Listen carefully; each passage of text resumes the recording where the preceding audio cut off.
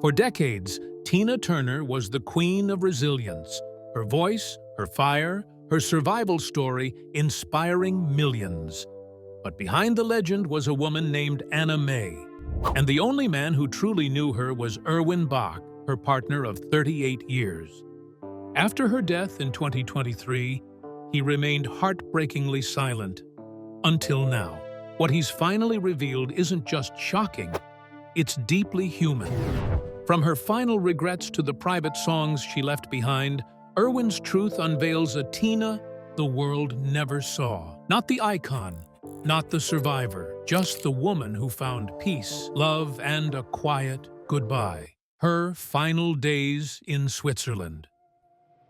Tina Turner didn't spend her final years in Los Angeles or London. She chose peace, far from flashing lights and cameras. Tucked away in her lakeside estate in Küsnacht, Switzerland, Tina lived out her last chapter with quiet grace. The woman who once commanded stadiums now spent her days surrounded by still water, crisp mountain air, and the man she loved. Friends say she had grown more reflective.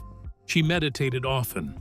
She gardened. Her health had started to fade, but her spirit remained calm.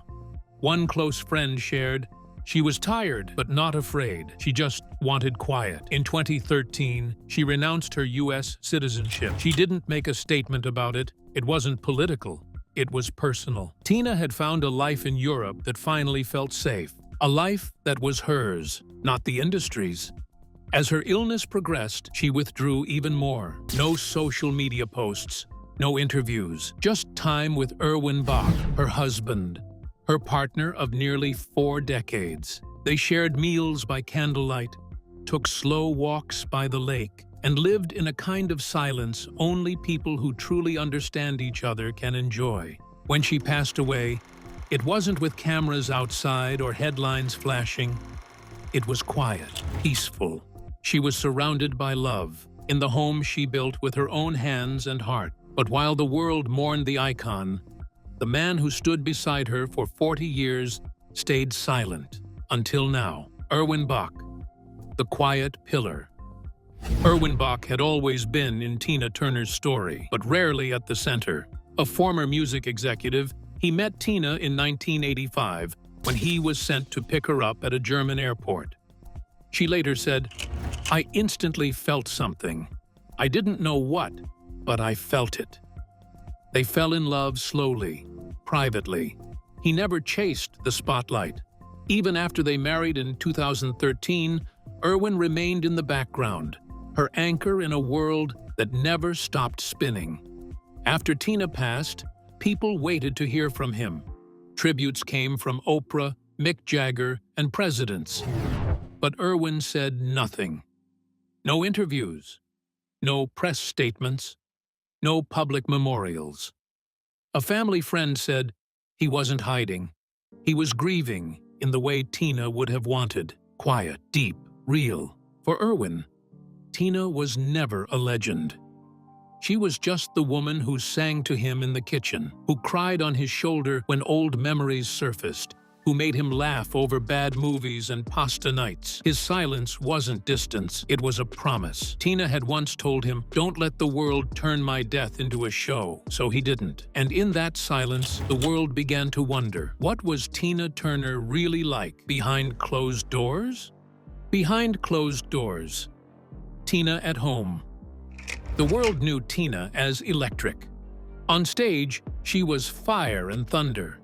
But at home in Switzerland, she was something else entirely. Soft, quiet, gentle. Erwin later revealed that Tina didn't play her own music at home. In fact, she preferred silence. She filled her days with books, candles, and Buddhist chanting. She tended to her roses, sipped herbal tea, and journaled by the lake. The woman who once danced in heels for hours now walked barefoot through her garden, soaking up the calm. She didn't want glamour anymore, Erwin said. She wanted stillness. She read spiritual texts, Buddhist sutras, Stoic philosophy, anything about healing and peace. Tina often spoke about her childhood and the pain she carried, but she didn't dwell. She processed. She told Erwin once, "It took me 60 years to feel like I was finally safe." The two shared a bond that didn't need attention. They would sit for hours in the same room without speaking. Sometimes she'd smile across the table and whisper, "Thank you for this quiet." To the outside world, Tina Turner was power. At home, she was peace. But that peace was hard-earned, because behind her strength was a life marked by pain that never fully went away. A legacy of pain,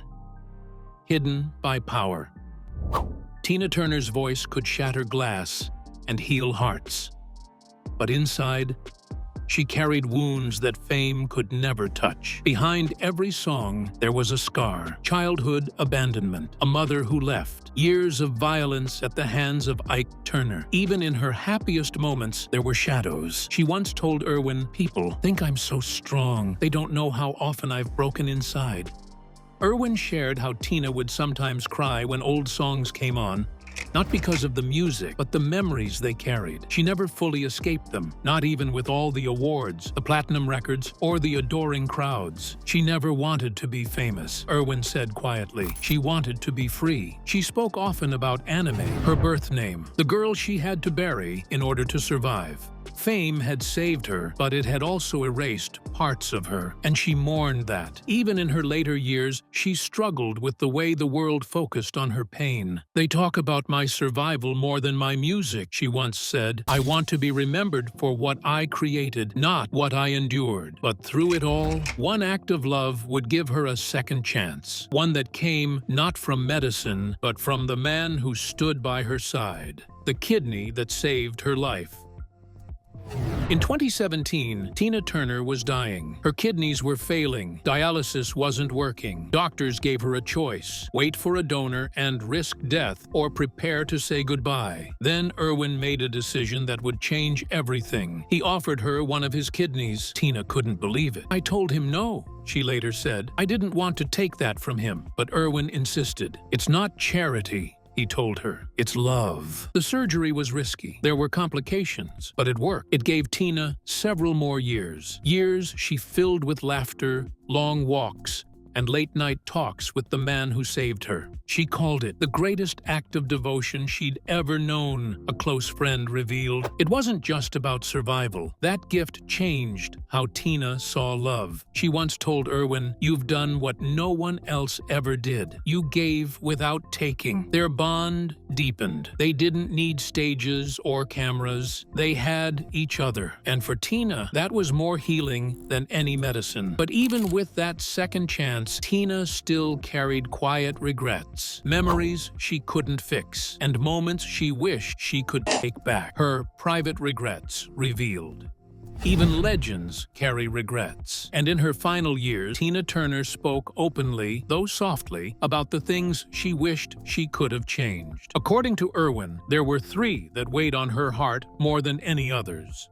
The first was her broken relationship with her mother. Tina often wondered if healing had been possible before her mother passed. "I kept waiting for her to come to me," she told Erwin, "but I never went to her either." The second regret was the distance with her eldest son, Craig. Though he took his own life in 2018, Tina never stopped mourning the emotional wall between them. She blamed herself, saying fame, trauma, and fear had built a life too fast, too loud for motherhood. "I didn't know how to be a mother," she once admitted. "I barely knew how to survive." But the deepest regret came when she looked back at her past with Ike. She often asked herself why she stayed so long, why she endured so much before finally leaving. She knew she'd become a symbol of strength, but it never erased the shame she secretly carried. She said she lost years to fear, Erwin recalled, and she hated how the world glamorized her pain instead of understanding it. Tina also spoke about therapy, how she wished she'd done it sooner. Instead, she buried everything in music, in movement, in performances that drained her soul while filling stadiums. But even in regret, she wasn't bitter. She simply wanted to tell the truth. She told Erwin once, "If I had stopped running earlier, maybe I would have found peace sooner, but at least I found it in the end. And just before that end came, Tina left behind one final message, a letter that would break Erwin's heart and help him begin to heal.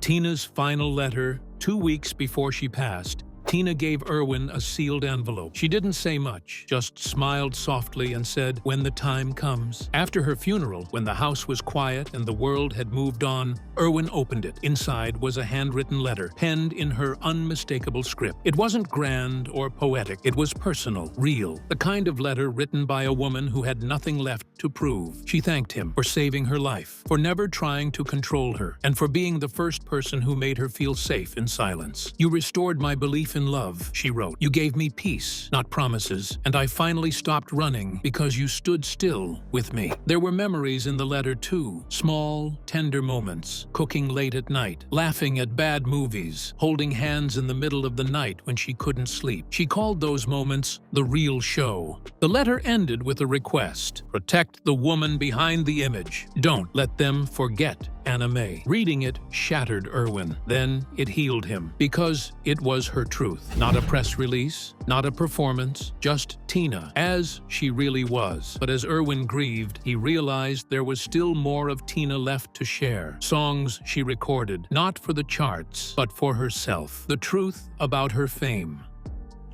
Fame built Tina Turner, but it also haunted her. Erwin revealed that even in her final years, she had a complicated relationship with being famous. She loved the performance, the music, the movement, the connection with fans, but she never loved the machinery behind it. She would say, "They want the story more than the song," Erwin shared. Tina didn't want to be remembered only for surviving abuse. She wanted to be remembered for her artistry, for changing rock and roll, for building a second career when everyone told her she was finished. She feared becoming just a symbol, flattened into a narrative about strength. "I didn't fight just to be a headline," she once said. "I wanted to create." That was always the real power. She often felt misunderstood. While the world praised her for being tough, she longed for people to understand the vulnerability behind the fire. She felt fame sometimes buried the real her, Erwin said. The one who loved silence, who loved deeply, who had fears she never let show. And yet she didn't resent her fans. Quite the opposite. She just hoped someday they'd see the full picture. But while her relationship with fame was complicated, her relationship with love, true love, was the one thing she never questioned again. The real love story.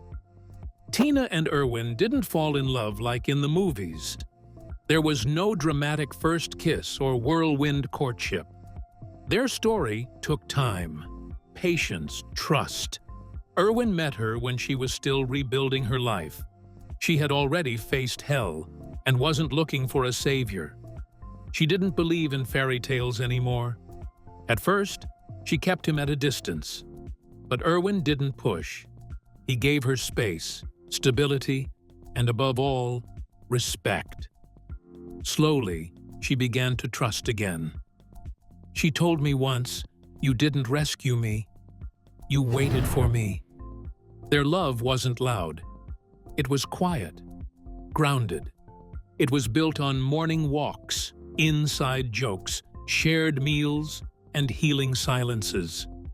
No cameras, no red carpets, just real life. Tina had once lived through control, fear, and performance. With Erwin, she found laughter, comfort, and freedom. They made rituals, daily chants, tea at sunset, notes left for each other on the fridge.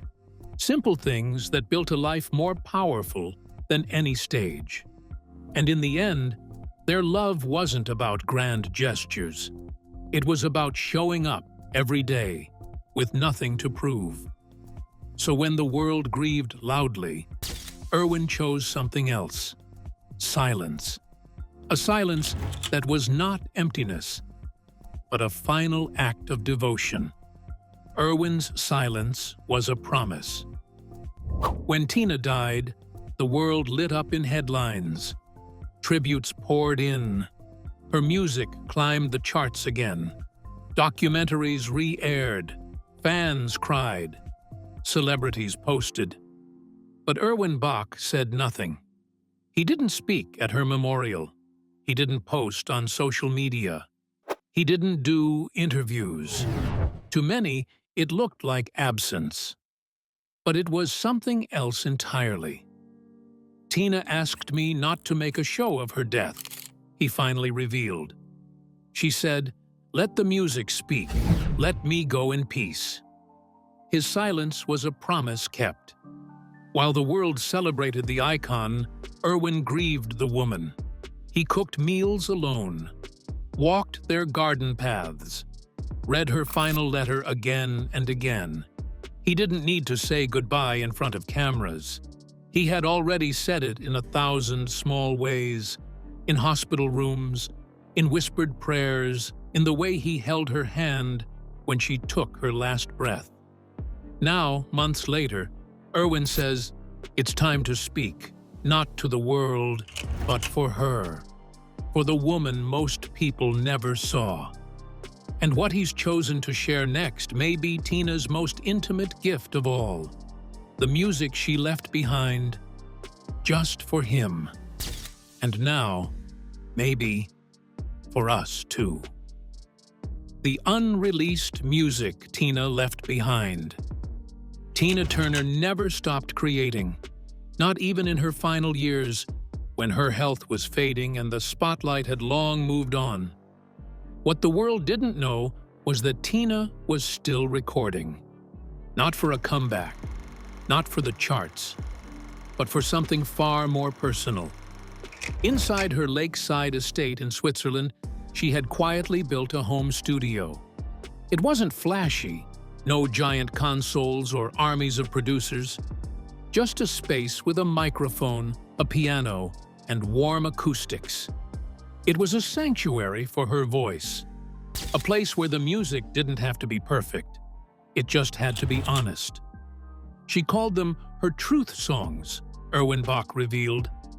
They weren't for the stage. They were for the soul.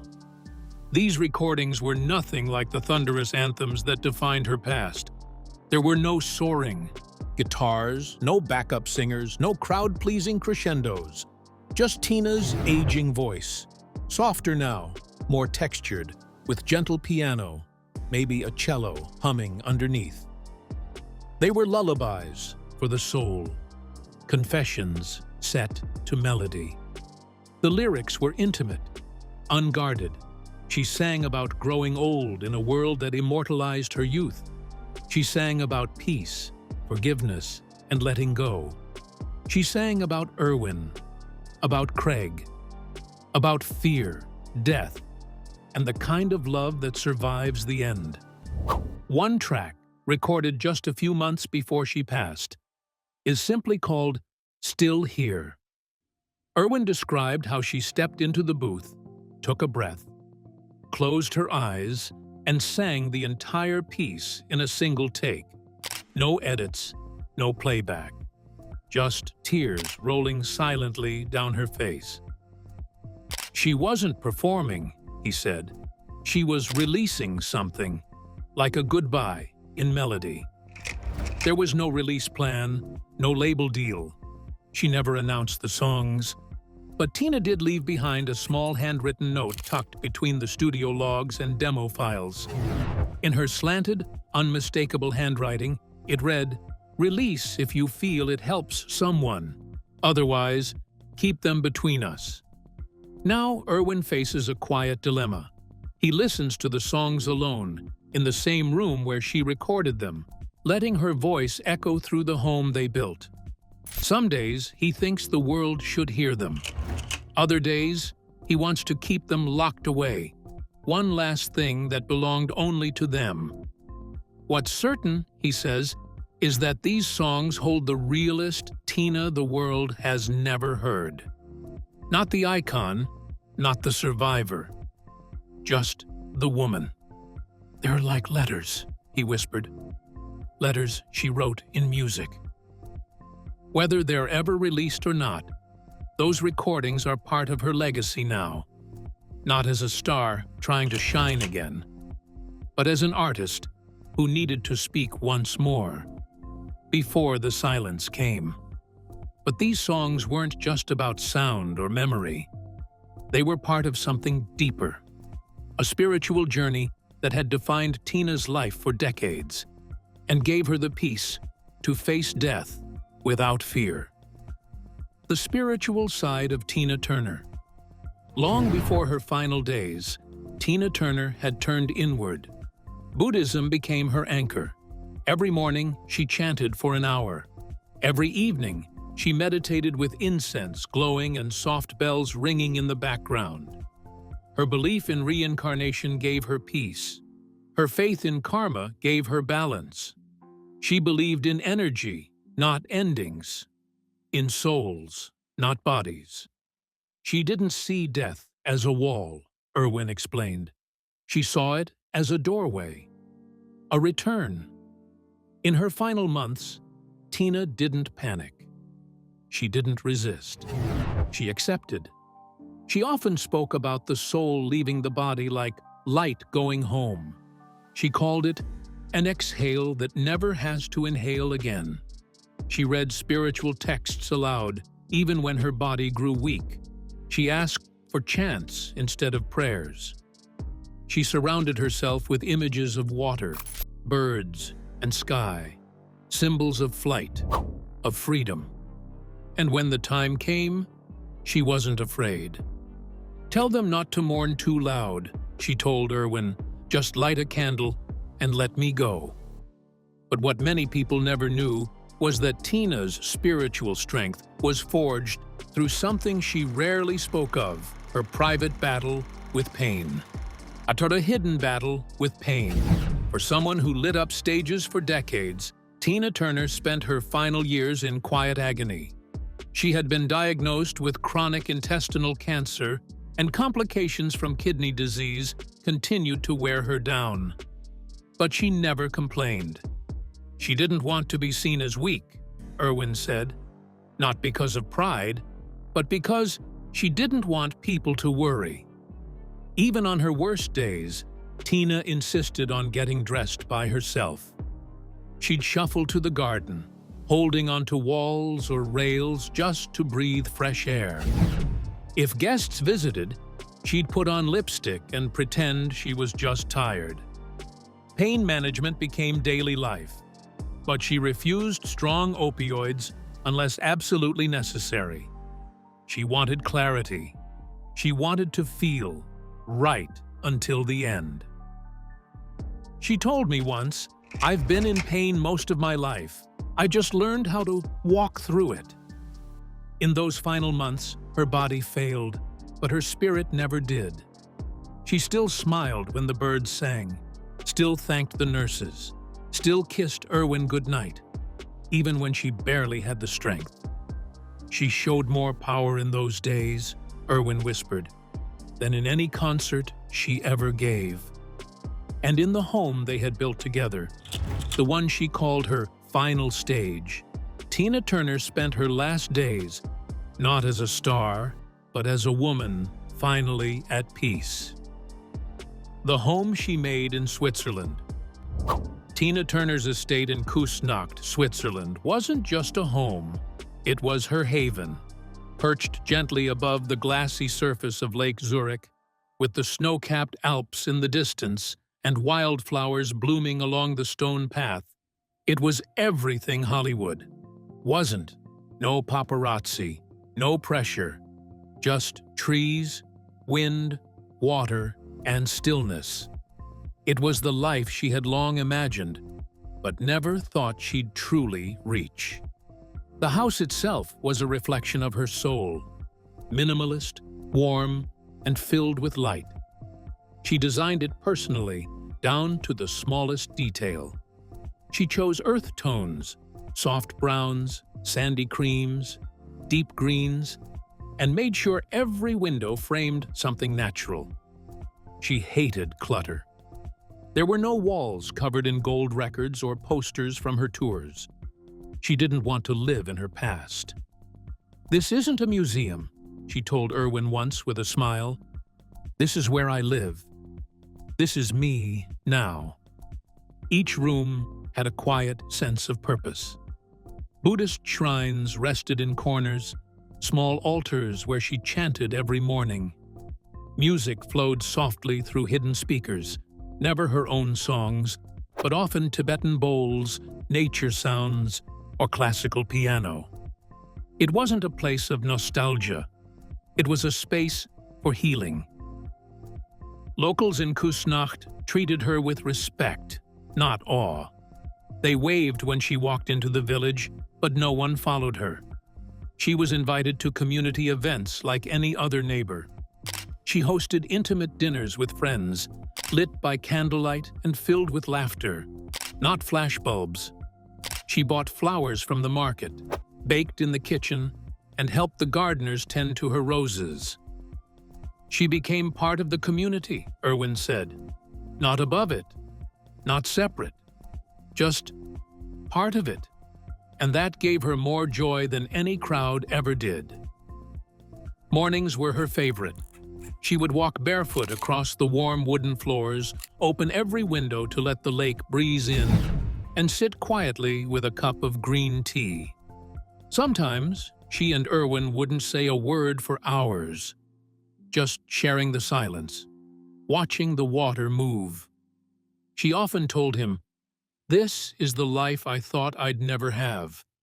Not just the house, the peace."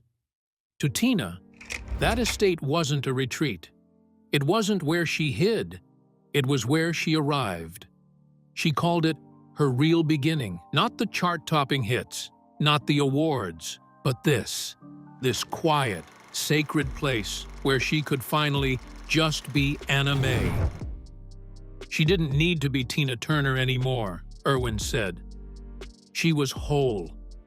And in that home, surrounded by everything she had built with love and intention, she lived her final chapter with the grace and dignity the world had never stopped chasing. And when it was all said and done, when the flowers stopped arriving and the tributes faded, Erwin knew there was only one thing left to share: his truth and her legacy. Erwin's final words. After months of silence, Erwin Bach finally stood before a quiet gathering and said the words the world had waited to hear. "The world knew Tina Turner," he said, voice shaking. "I knew Anna Mae." In that moment, he stripped away the legend.